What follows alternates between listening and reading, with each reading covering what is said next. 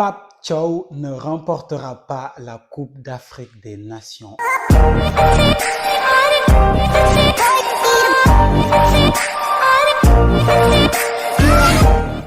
Pape Thiaw ne remportera pas la Coupe d'Afrique des Nations Maroc 2025 s'il ne résout pas ces différents problèmes.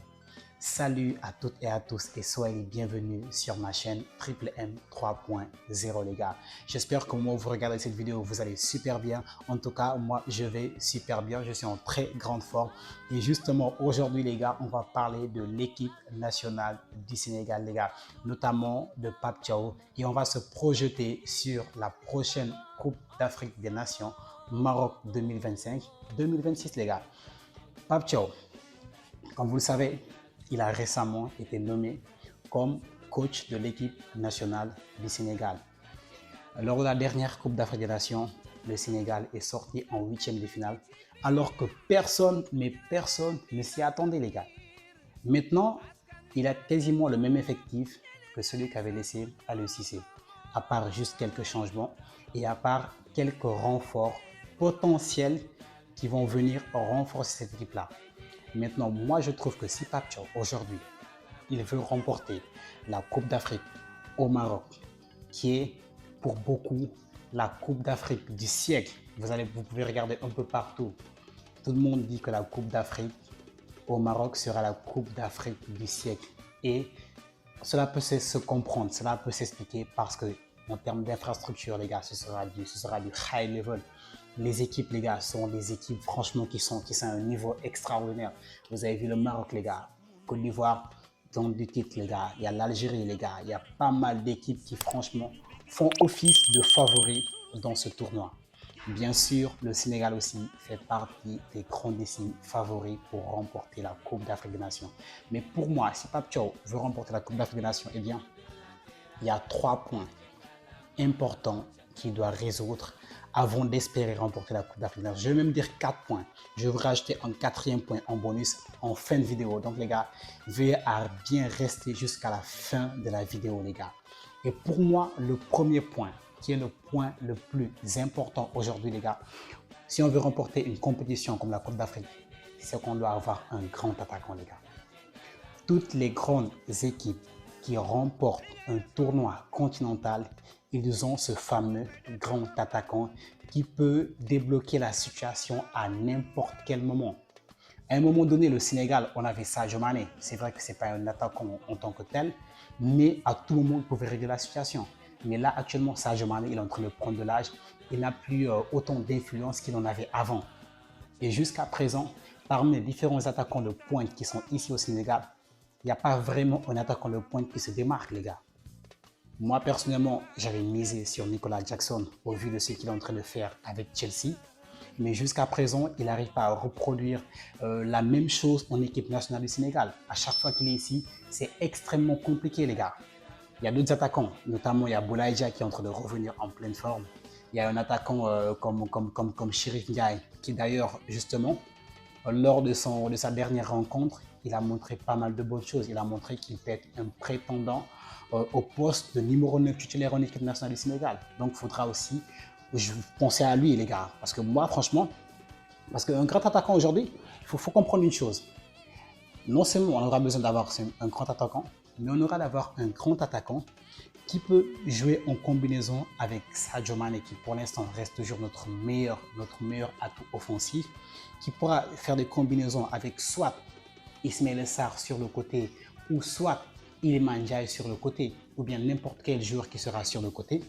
Et par exemple, Jackson, pour l'instant, c'est compliqué. Chérif Ndiaye, sur ce qu'il a montré, il a montré qu'éventuellement, il peut être ce joueur-là.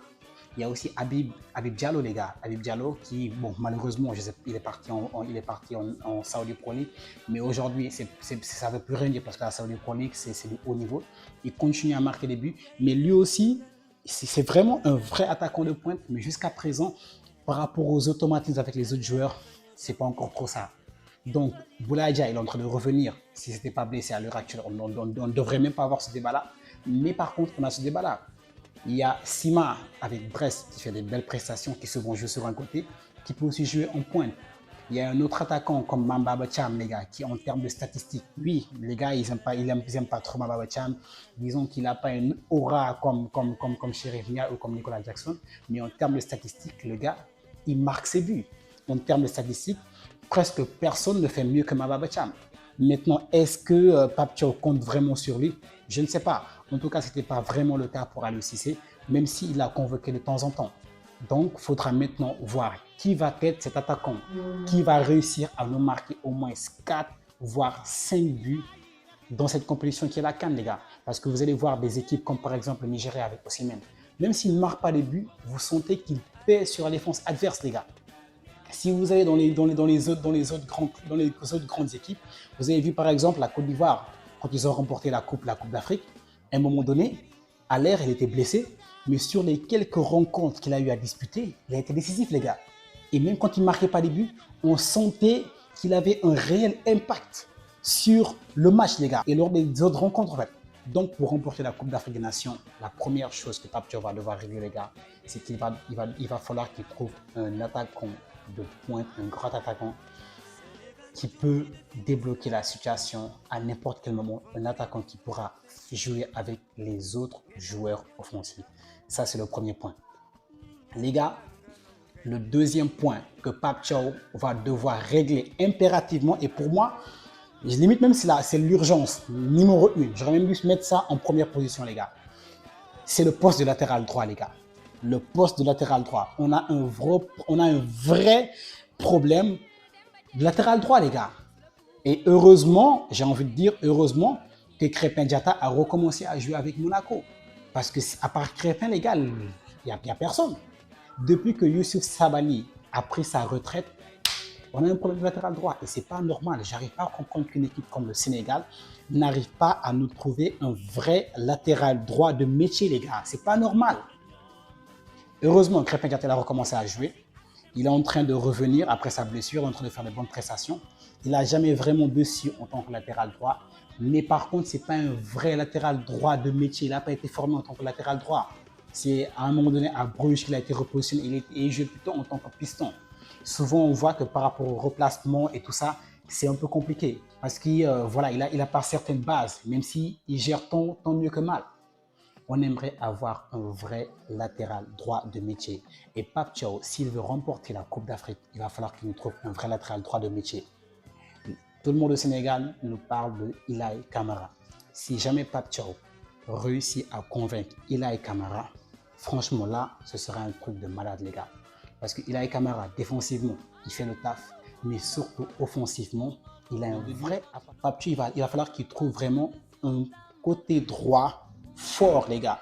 Parce que même offensivement, au poste d'ailier, ces derniers temps, Ismaïla Sarr aussi, il ne donne pas satisfaction, les gars.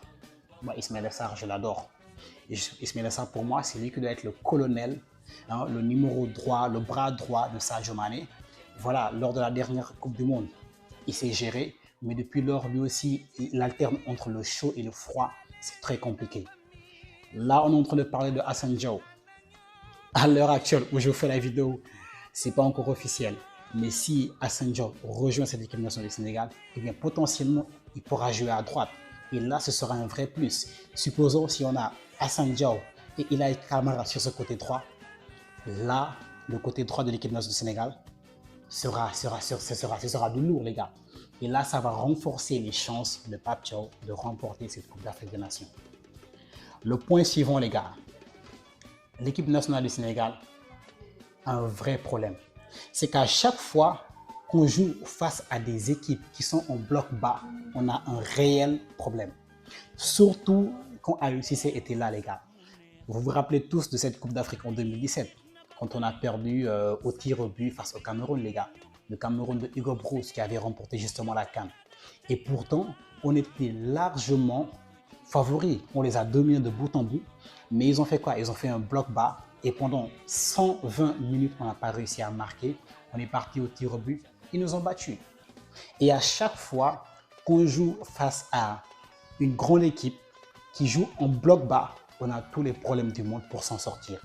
Donc aujourd'hui, si Pape Thiaw veut remporter la Coupe d'Afrique Maroc 2025, il va falloir qu'il règle ce problème technique, ce problème tactique. À chaque fois que le Sénégal fait face à une équipe qui joue en bloc bas, ils ont tous les problèmes du monde. Et si vous avez l'ambition de remporter la CAN, les gars, supposons que vous allez à la CAN, vous tombez face au Cameroun, les gars, ils vous disent que bon, d'accord, vous êtes meilleurs que nous, ok, pas de souci. Nous, on va pas prendre de but, on va jouer le nul, on va aller au tir au but. Et là, par contre, en tir au but, tout est possible. Vous tombez sur l'Égypte, la Tunisie, ils vont jouer le match nul, vous voyez les Maghrébiens, enfin, en tout cas, vous les connaissez, vous savez comment ils ont l'habitude de faire.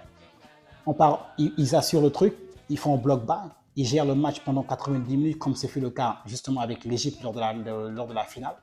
Ils se gèrent au tir au but. Tout est possible, les gars. Surtout que le Sénégal, en général, les tirs au but ne réussissent pas. Heureusement, on a pu remporter la Coupe d'Afrique au tir au but par la grâce d'Allah. Mais les gars, ça peut vite être compliqué. Donc pour moi, si Pape Thiaw aussi veut remporter la Coupe d'Afrique des Nations, il va falloir qu'il trouve une parade. Il va falloir qu'il trouve des systèmes de jeu, d'accord, pour arriver à faire déjouer les équipes qui, quand ils jouent avec le Sénégal, ils jouent en bloc bas. Et les gars, ça va être très important parce que rares sont les équipes qui vont oser venir regarder le Sénégal les yeux dans les yeux et leur dire hey, les gars, on va jouer au ballon avec vous. L'équipe qui va faire ça, on va la taper, les gars. L'équipe qui va dire qu'elle va jouer au ballon avec nous, le Sénégal va la taper tranquillement. Donc, Pape Thiaw, il va falloir que tu te prépares à ça, mon gars. Prépare-toi, ça va être très important. Et les gars, si la vidéo vous plaît, si jusque là la vidéo vous plaît, les gars, n'hésitez pas, abonnez-vous. Activez la cloche de notification pour ne rater aucune des prochaines vidéos, les gars. Je vous prépare des dingueries, les gars. D'ici jusqu'à la CAN, je vous prépare pas mal de choses. Donc, abonnez-vous pour être sûr de ne rien rater. Et les gars, en bonus, Pape Thiaw, s'il veut remporter la Coupe d'Afrique des Nations, il va falloir qu'il convoque 26 joueurs compétiteurs. Lors des dernières Coupes d'Afrique, on a vu que Aliou Cissé, il avait l'habitude de convoquer souvent un groupe avec beaucoup de joueurs qui limite étaient juste là pour faire bonne figure, j'ai envie de dire. Parce que c'était les bons garçons, c'était les garçons qui n'allaient pas amener des soucis, des problèmes, il n'y aurait pas de problèmes comportementaux, etc.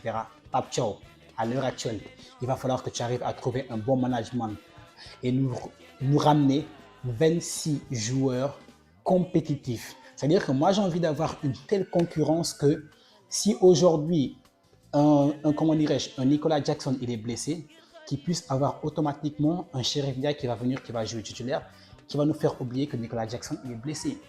J'ai envie de voir, si par exemple, supposons un Sadio Mane, il est blessé, eh bien un Iliman Ndiaye prend sa place sur le côté gauche, il fait le travail. Un Habib Diarra, s'il est blessé, eh bien un Lamine Camara, un Pape Gueye, un Pape Matar, il rentre, il fait le taf. Un Koulibaly, il est blessé, un Hassan Sek, il rentre, il fait le taf. Les gars, tu as un problème de latéral droit, Crépin Diatta, il est blessé, et bien Ilaï Kamara, il rentre, il fait le taf, ou bien un autre joueur. Sur le côté gauche, tu as un Jacobs qui est blessé, et bien le petit Diouf, il rentre, il fait le taf. Il y a l'autre là, comment il s'appelle, j'oublie son nom, la mémoire me joue les tours, qui a Anderlecht, voilà, Ndiaye, il rentre, il fait le taf. C'est-à-dire que aujourd'hui, Pape Thiaw, il doit avoir un problème de riche. Il doit nous convoquer 26 joueurs compétitifs. La Coupe d'Afrique en général, surtout cette Coupe d'Afrique, ce sera quoi? Ce sera fin décembre, début janvier, les gars. Fin décembre 2025, début janvier 2026. Donc les gars, ils vont jouer pas mal de matchs. Il y aura une accumulation de matchs. Déjà que les matchs, actuellement, les joueurs sont en train de se plaindre. Il y a beaucoup de matchs, beaucoup de matchs. Donc qui dit beaucoup de matchs dit risque de blessure, les gars. Donc il faut trouver un groupe compétitif et homogène. Pape Thiaw, s'il veut remporter la Coupe d'Afrique, il va falloir qu'il nous ramène 26 joueurs compétitifs. Il ne faut pas appeler un joueur juste parce que c'est ton pote ou bien parce que oui, parce qu'il est gentil, il est cool, parce qu'il ne va pas te faire de problème dans le vestiaire. Bien. Non, non, non.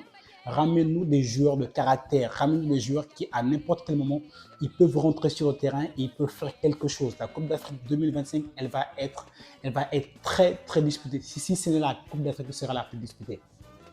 Donc, les gars, pour moi, ce sont les 4 points que Pape Thiaw doit résoudre s'il veut remporter la Coupe d'Afrique des Nations. Premièrement, il doit avoir un grand attaquant.